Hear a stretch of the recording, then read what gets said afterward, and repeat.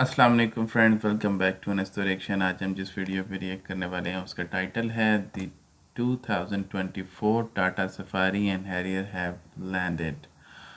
Launch alert है जी। Power drift चल के देखते हैं इस वीडियो की का तरफ ओरिजिनल से। लिंक आपको टॉप ऑफ द डिस्क्रिप्शन में मिल जाएगा। प्लीज़ उसको चेकआउट कर लीजिएगा और अगर आप हमारे चैनल पर नए हो तो प्लीज़ पहले चैनल को सब्सक्राइब कर दें, बेल आइकन के बटन को ज़रूर प्रेस कीजिएगा ताकि हर नई आने वाली वीडियो का नोटिफिकेशन आपको सबसे पहले मिल जाए करे। और टाटा की सफारी है तो ज़बरदस्त ही होगी हैं। तो चल के देखते हैं कि क्या क्या फीचर्स हैं और किस क्या कीमत होने वाली है इसकी। वीडियो ज़रूर अच्छी होगी, एंड तक बने रहिएगा। स्टार्ट करते हैं इस वीडियो को बिना किसी लेट्स देरी के। Start.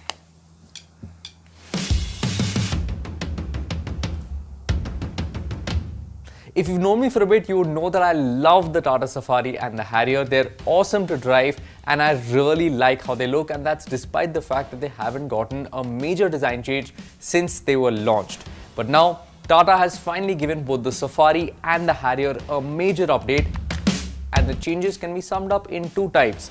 First is stuff that will actually improve your experience with these two SUVs, and second is more icing on the cake type of things. Now let's start with the quality of life improvements first, and Tata says they've retuned the suspension of the Safari for better ride comfort. Now if you've driven the Safari, you would already know that ride comfort was one of the strong points of the Safari, so I'm really excited to see how Tata Motors has improved this once we get to driving the new Safari. Tata has also said that they have improved the cabin insulation of the Safari, which is always a good thing, but a strange thing is that they haven't mentioned these two updates for the Harrier. Both SUVs do get 6 airbags as standard now. There's a 7th airbag on the top spec Personas. There's also a powered tailgate and a 45-watt Type-C charging port. On the inside, you get Tata Motors' new spec infotainment screen, and you get a fully digital instrument cluster with navigation functionality like we saw on the Nexon. And aside from that, you still get ADAS features, you get ventilated seats, 360-degree cameras, and all of the other features we've already seen on the Safari and the Harrier.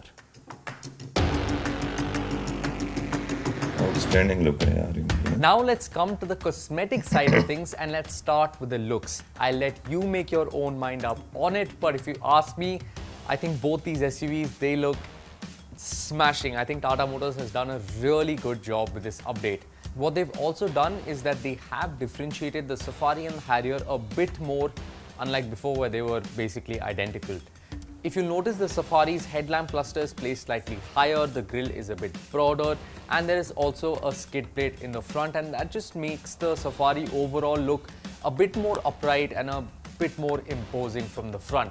The Harrier has a new yellow color on the top spec Fearless Persona, and I'm not too sure about that color in the pictures. Let's see how it looks in the flesh. But thankfully, there are still dark editions for both the Harrier and the Safari, and I think they look really good. Now overall, I think they've done a really good job of updating the design of the Safari and the Harrier. They just cleaned and tidied up the lines, given it cool lighting elements as well. The interior also gets a significant update. I'll speak about the good stuff first. Firstly, ambient lighting, nice. Secondly, on the Fearless Persona of the Harrier, if you spec the yellow color, you have some yellow elements that carry on to the inside, which is kind of cool, I guess. There's also the new, shorter, much more compact E-shifter that we saw on the Nexon. That's now on the Harrier and the Safari on the automatic variants. Of course, there's also a new terrain response dial, which looks the same as the gear shifter on the Nexon EV, and I think that looks really nice. It's got that little display on the inside. Thumbs up on that. Two not so nice things. Number one is the steering wheel. I wasn't really a big fan of this on the Nexon, and I'm not really a fan of it here. And secondly, that piano black trim in the center, that is prone to scratches. And the same thing goes for the HVAC control panel. It's behind a piano black sort of trim piece now, which is going to be prone to scratches. Now secondly, they've made pretty much every AC control touch sensitive, which is two thumbs down in my opinion. But at least you still get physical toggles for the temperature control, and there is also dual zone climate control, so they've kind of tried to make it up, but still. Now what hasn't changed is the engine. It's still 2 liters, it's still 170 horses, it's still 350 Newton meters, and you still get manual and automatic transmission options. While the engine and the powertrain department wasn't really crying for an update, I really hope and dream to think of what a really properly fast Safari or a Harrier would be like. And sadly, that's only a dream for now. Now, bookings for both the Safari and the Harrier are open for a price of Rs 25,000. And like we saw with the Nexon, Tata has done away with the whole variant system where it was X, XM, XMS and whatever. And they are now switching to personas. Smart, Pure and Adventure are the 3 common personas across the Safari and the Harrier. On the Harrier, you have a top spec Fearless persona, sort of a more sporty persona with that yellow color assigned to it.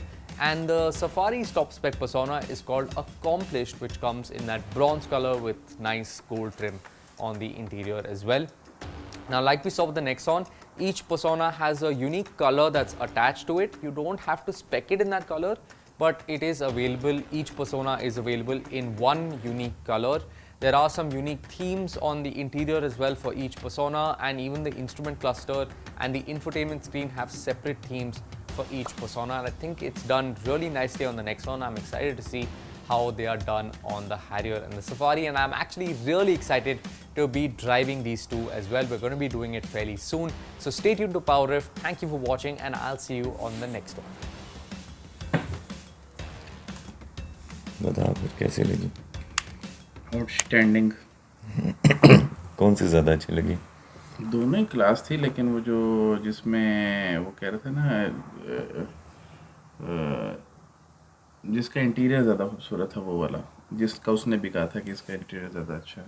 Safari का कि Harrier का? वो किसका बता रहा है? Harrier का बता रहा था इंटीरियर। मेरी असल में आवाज़ इतनी ज़्यादा वो हो चुकी है ना, बैठ चुकी है कि मैं इसलिए चाह रहा था कि अब कम बात करके ना कासिम को ज़रा मौका दूँ।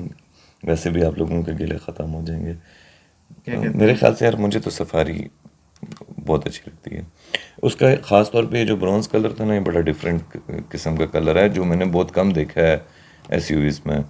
और जो डार्क कलर्स आते हैं वो तो वैसे भी उसमें जितनी भी एसयूवीज़ होती हैं वो ज़रा एक क्या कहते हैं लग्जरी और एक अच्छी लुक देती हैं।